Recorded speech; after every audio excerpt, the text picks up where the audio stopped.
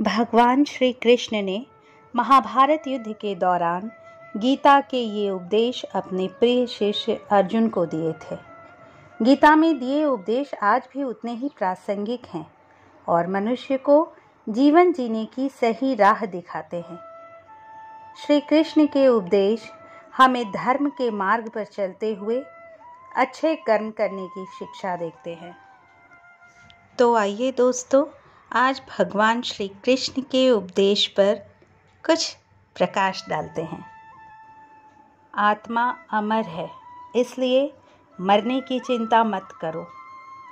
इस संसार में कुछ भी स्थायी नहीं है। नरक के 3 द्वार है, काम, क्रोध और लोभ। मौन सबसे अच्छा उत्तर है किसी ऐसे व्यक्ति के लिए जो आपके शब्दों को महत्व नहीं देता। आत्मा का अंतिम लक्ष्य परमात्मा में मिल जाना होता है।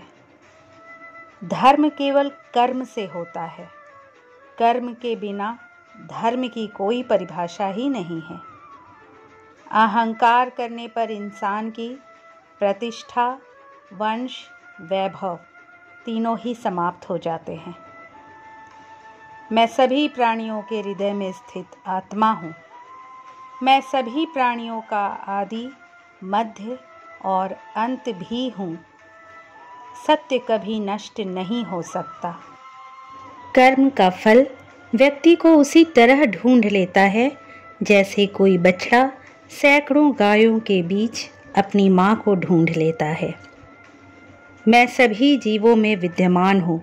मैं चींटी में भी विद्यमान हूँ और हाथी में भी विद्यमान हूँ।